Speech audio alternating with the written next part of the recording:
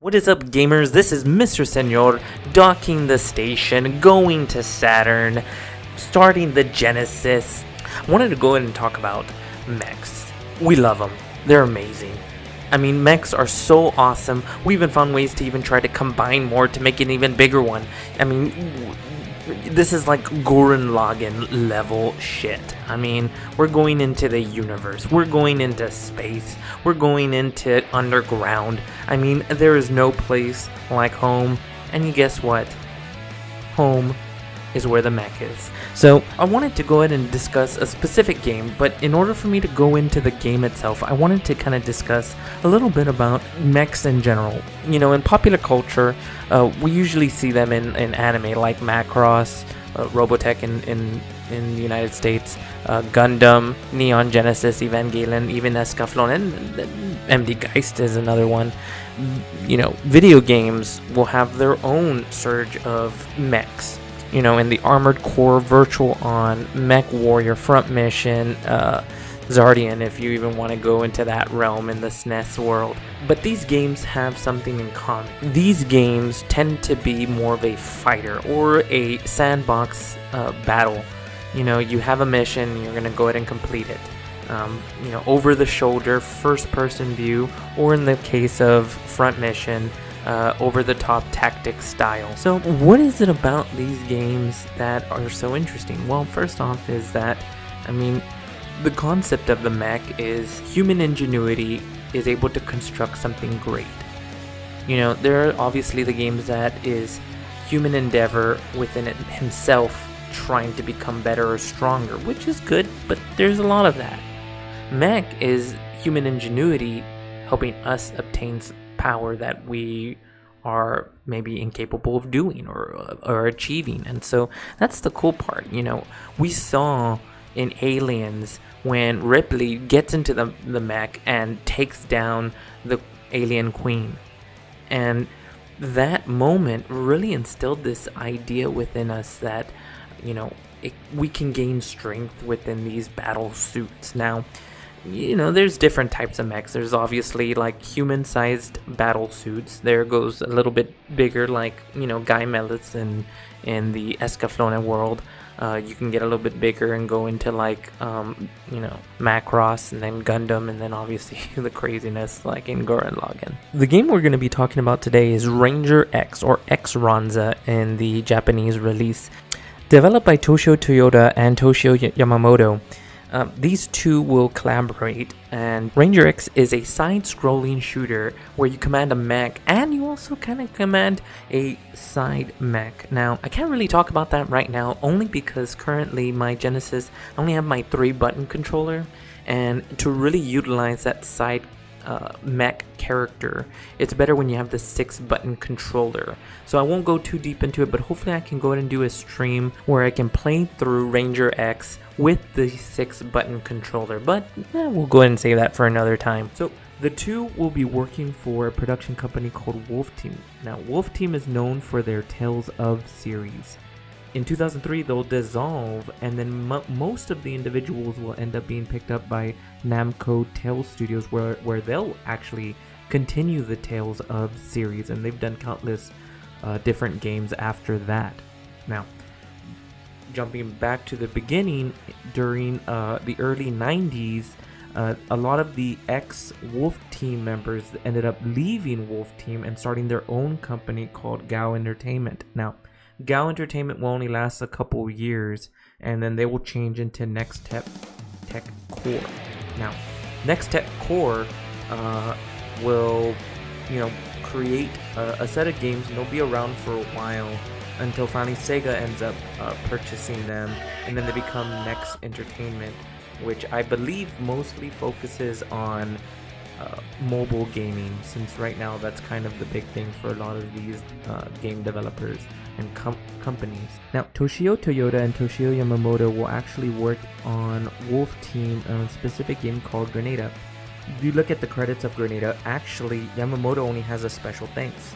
Why did they thank him? Well, because he helped out in the game.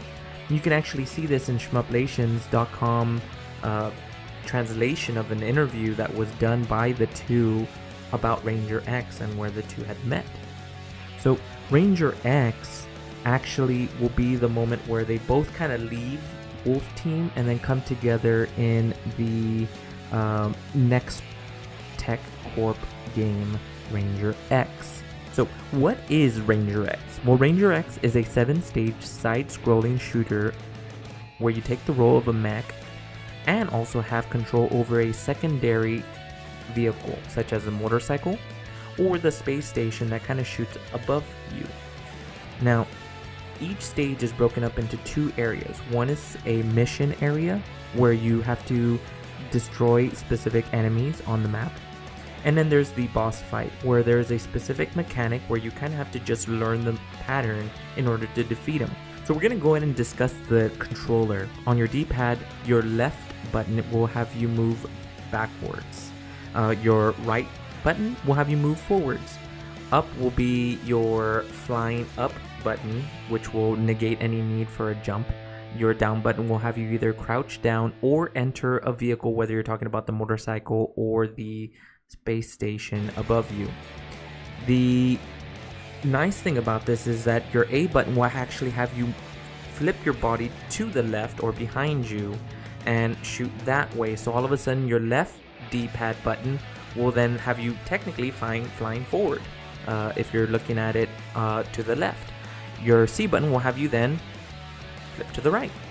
And so the nice thing about this is that this will lead to faster gameplay within the game. So what does your B button do? Your B button will be your special attack in the game. You can actually switch this by entering a vehicle and clicking B. And that will let you toggle through the different special weapons that you have. And throughout the game you can actually pick up more. Now, the one thing I do have to say about the game is that when you play, you actually have 3 lives within the stage. The bad thing about this is, once those 3 lives are used up, there are no saves. You start back at the beginning. Even if you're on stage 6, there are no passwords, so you're kind of stuck there. So I wanted to talk about the music in the game, which was heavily influenced by Yamamoto. You can actually see it in the shmuplations.com interview that was translated, and it talks about how one of the things that he wanted for the game was a progressive rock feel.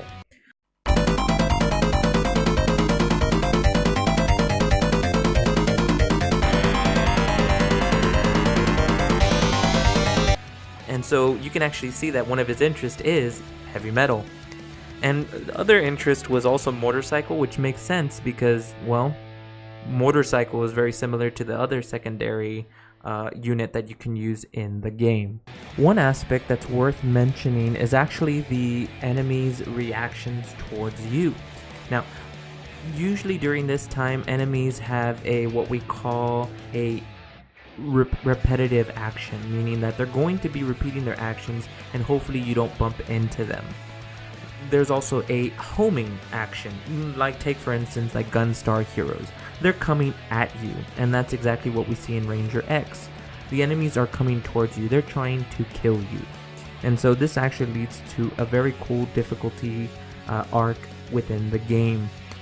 Now, one thing that you can actually see online, and just when you're looking up information on Ranger X, it's normally given the title of the most beautiful game on the Genesis, or one of the most beautiful games in the Genesis, mostly when it comes to pushing the hardware to its limits.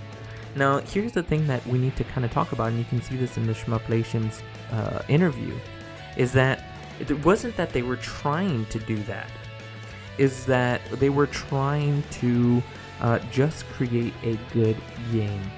And that's something that's really interesting. Now, it wasn't really about the numerical values of the hardware limitations. Really, it was just looking at the color scheme that the Genesis offers and working on these subtleties. And that's the biggest thing, working with those subtle colors within the spectrum that the Genesis has to offer. And we can see in other games that most developers don't even try to go into the color palette. They just sort of slap it on, add in a secondary color, and that's it, call it a day. Not these guys. They wanted to make sure that they created a game that had depth. One of the saddest things about the development of the game is that it really didn't last very long in terms of games that they did after the fact. Toyota actually is not going to have a very active career for the most part up until maybe the early 2000s, and then just stops. Yamamoto actually is going to have the slightly longer career, but kind of just stopped. At the beginning of the game, I talked about how mechs were this idea of pushing the limits of human ingenuity. And isn't that interesting? That's exactly what these developers did. They pushed what they believed the Genesis could do and developed a beautiful game. Slightly difficult, although some even critique that it could be considered an easy game. I cannot be one of those because I was unable to beat the game. Stopping in level 6, I died, couldn't go further than that. And as you can see throughout the gameplay, I'm not the best at this game, but I can tell you this, it was a lot of fun to play. This is Mr. Senor saying, get in the ring and let's play a game. Have a good one, guys.